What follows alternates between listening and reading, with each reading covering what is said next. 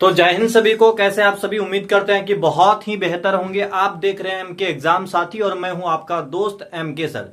चलिए हम लोग क्लास आज 7th की बात करेंगे और 7th में जो होने वाला है वो बुक का नाम होगा सामाजिक एवं राजनीतिक जीवन। और ये कितने क्लास की आप पहले ही बता दिया आपको कि क्लास 7th की होने वाली है। और सबको पता है कि अभी हमारे जो जितने भी सरकारी स्कूल है वहां पर एनसीईआरटी दिया गया है और एनसीईआरटी को पढ़ना काफी जरूरी है। और एनसीईआरटी सिर्फ उन बच्चों के लिए जरूरी नहीं है, बहुत सारे मेरे भाई जो कंपटीशन के एग्जाम की तैयारी करते हैं उनके लिए भी बेहद जरूरी होता है। तो वो सारे लोग भी इस चैनल को फॉलो कर सकते हैं ताकि उन सारे दोस्तों को, उन सारे भाइयों को अच्छी अच्छी जानकारी मिले, एनसीईआरटी का पूरा सीरीज की जानकारी मिले। तो चलिए हम लोग शुरू करते हैं। आज हम लोग जो चैप्टर देखने वाले हैं वो देखने वाले हैं स्वास्थ्य में सरकार की भूमिका।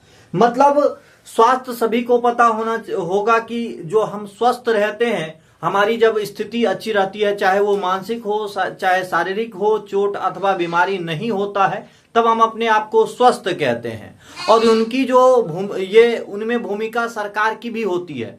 क्या राज्य सरकार को ये काम नहीं सौंपा गया कि वो लोगों की जो है बीमारियों को देखे, लोगों के स्वास्थ्य पे नजर डालें कि उनका स्वास्थ्य कैसा है, उनके भोजन कैसा है? तो बेशक ये सरकार की भूमिका होती है कि किसी उनके जो क्षेत्र में आते हैं उनकी जनता जिस क्षेत्र के हैं उनकी जनता की क्या स्थिति है, चाहे वो शिक्षा को लेकर के चाहे स्वास्थ्य को लेकर के। तो शिक्षा को लेकर के पिछली क्लास में ढेर सारी बातें हुई थी, लेकिन इसमें हम सिर्फ स्वास्थ्य की ही बात करने वाले हैं। तो स्वास्थ्य क्या होता है? सबसे पहले तो आपको यह समझना है कि स्वास्थ्य क्या होता है। किसी भी आदमी को जब बीमारी ना रहे, कोई चोट अथवा ना लगे, तो इसको हम लोग क्या कहते हैं? इसे कहते हैं कि वो व्यक्ति स्वस्थ है। ये इससे मुक्त रहना ही क्या कहलाता है? स्वास्थ्य कहलाता है। चलिए हम कहते हैं कि क्या है? वो स्वस्थ है और ये सारी चीजें स्वास्थ्य।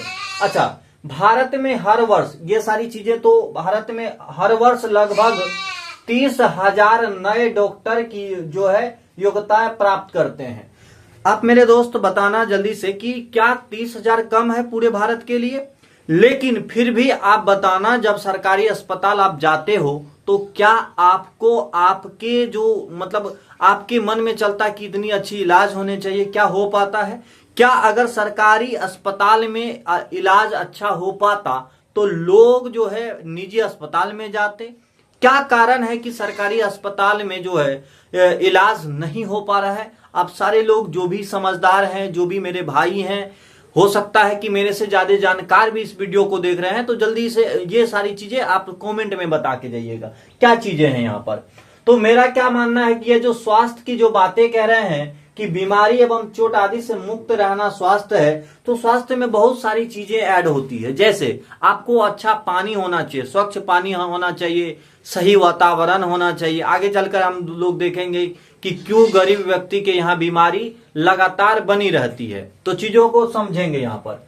सबसे पहले तो आप सबको बता दें कि भारत में हर वर्ष 30,000 नए डॉक्टर योग्यता प्राप्त करते हैं, जो कि काफी है, जो कि हमारा भारत अच्छे मतलब स्थिति में है, लेकिन फिर भी सरकारी अस्पताल में इलाज नहीं हो पा रही है। इसकी तो हमें कमी खलती ही है।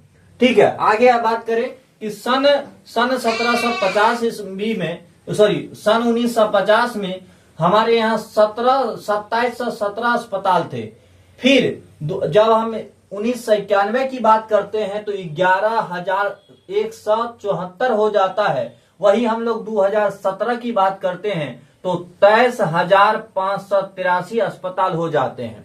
अस्पताल तो खुल गया, डॉक्टर भी बहाल हो गए, लेकिन उनमें देख रेख की वजह से उनमें मतलब आप जब डॉक्टर के पास जाते हो, आप कभी ये फील करना, जब जाते हो तो वो दवाई लिख देते हैं, लेकिन कहते हैं कि दवाई तो लिख दिया भाई, बहुत सारे दवाई ऐसे हैं जो यहाँ पर नहीं मिलेंगे, आपको बाहर से मंगवाना पड़ेगा। अरे भाई साहब, क्यों मंगवाना पड़ेगा? समझने की जरूरत है।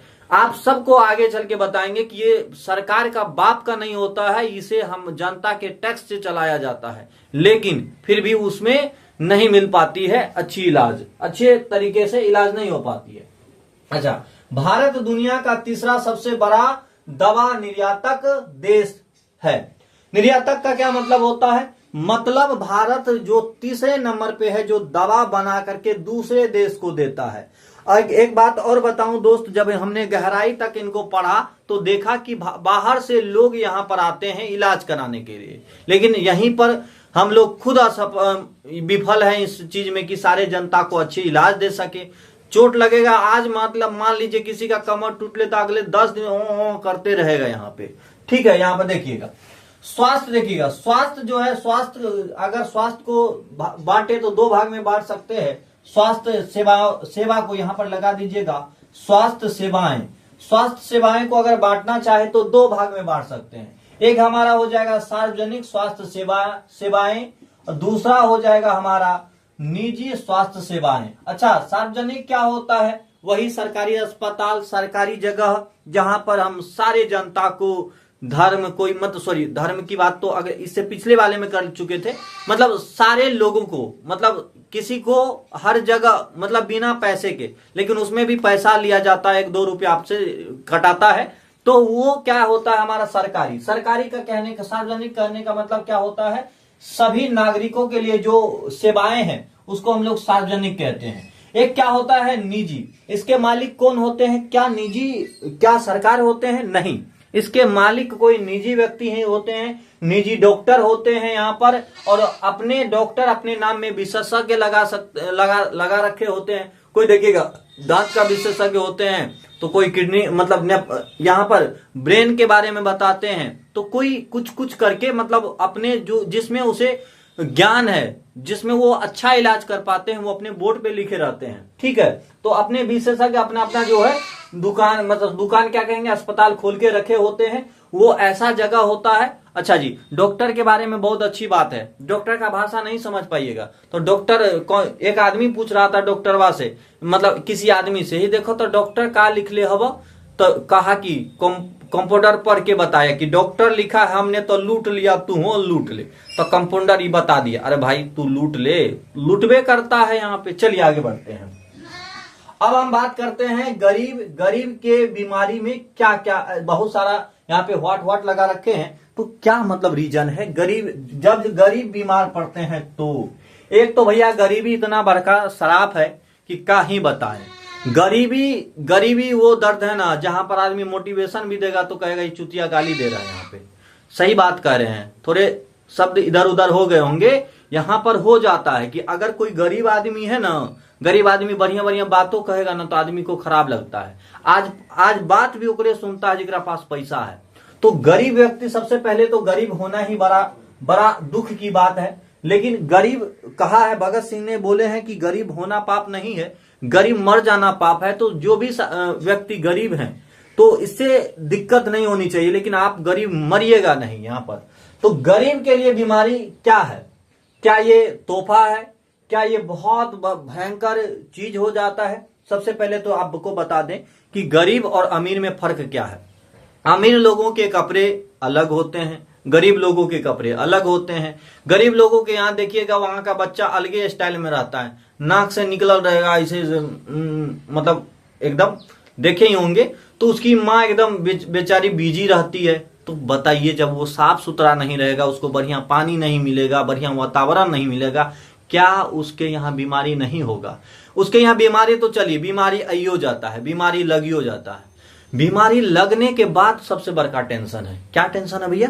जब बीमारी लग जाती है ना, तो ओकरा से ए बबुआ पैसा दे द, ए बबुनी पैसा दे द, ओकरा से एकरा से मांग के फिर दवाई करवाता है। और जानते हैं, मजबूर आदमी को ना पैसवो देने वाला बढ़िया ब्याज लेता है। मान लीजिए किसी को 3 टका दे रहा है ना, ओकरा से 10 टका लेगा।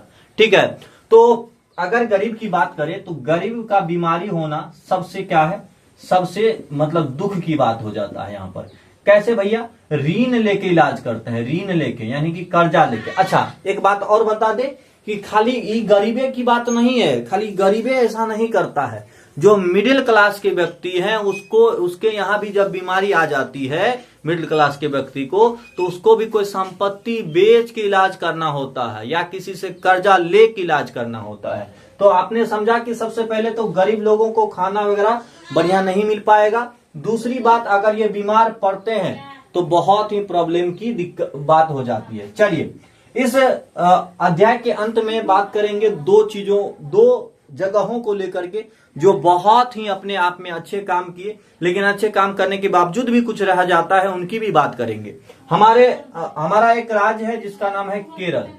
केरल सरकार पूरे बजट का 40%, जो उसके पूरे बजट है उसके 40% अपने पंचायत को दे देता है।